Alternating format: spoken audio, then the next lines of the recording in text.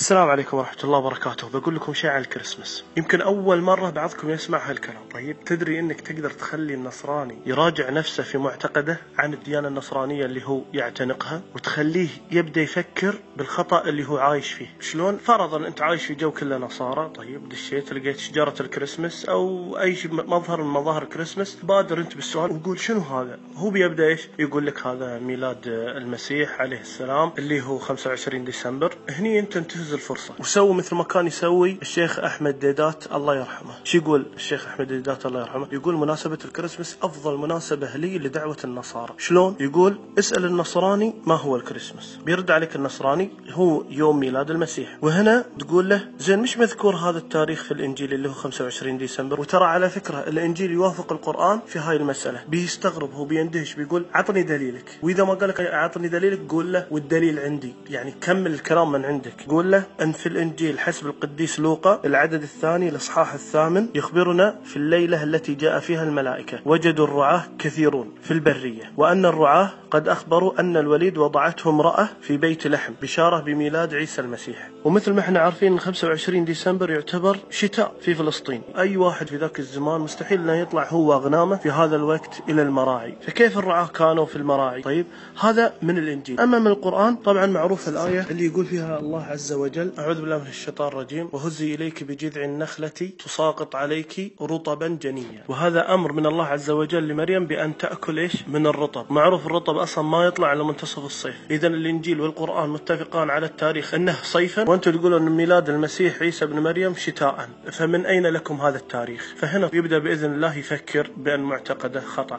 هذا من باب الدعوة. أما من الباب الآخر إخواني وأخواتي، وشو الكريسماس؟ الكريسماس طال عمركم على ما يعتقدون النصارى أنه يوم ميلاد ابن الله، يعني عيد ميلاد ابن الواحد الأحد الفرد الصمد. الله عز وجل شو يقول؟ يقول في الحديث القدسي شتمني ابن آدم وما ينبغي له أن يشتمني، إلى أن قال أما شتمه إياي فقوله أن لي ولدا وأنا الله الأحد الصمد الذي لم ألد ولم أولد ولم يكن لي كفوا أحد. تدري شنو يعني إذا قلت لأحد ميري كريسمس؟ تدري أنت قاعد تحتفل أو قاعد تهنئ به؟ أنت قاعد تقر بتهنئتك هذه على أن فعلا يا الله أنت لك ابن. فأنت قاعد تسوي أنت كأنك قاعد تقول يا رب أنا مسلم بس اسمح لي في نهاية السنة سورة اللي هي بسم الله الرحمن الرحيم قل هو الله أحد الله الصمد لم يلد ولم يولد ولم يكن له كفوا أحد. هاي السورة أنا ما أعترف فيها، هذه السورة ما أؤمن فيها. تعرفون ستيف جوبز مال الآيفون هاي السوالف كانوا يهنئونه واجد النصارى، يطرشون له إيميلات ويطرشون له كل هاي السوالف ميري كريسمس ومن هالشغلات. إنزين تدرون شو رد عليهم؟ هو بوذي على فكرة. قال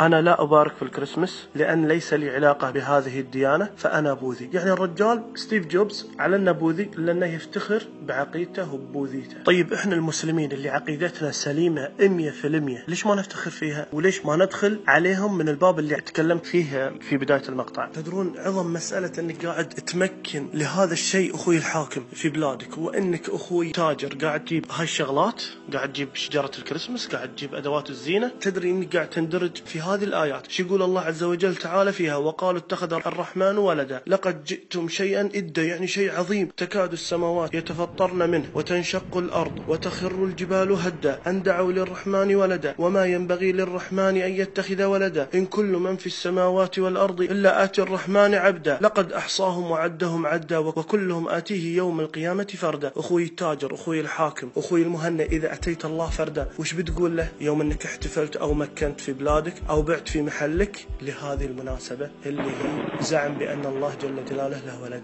أسأل الله مثل ما جمعني وإياكم في هذه الدنيا أنه يجمعني وإياكم في الفردوس الأعلى. والسلام عليكم ورحمة الله وبركاته.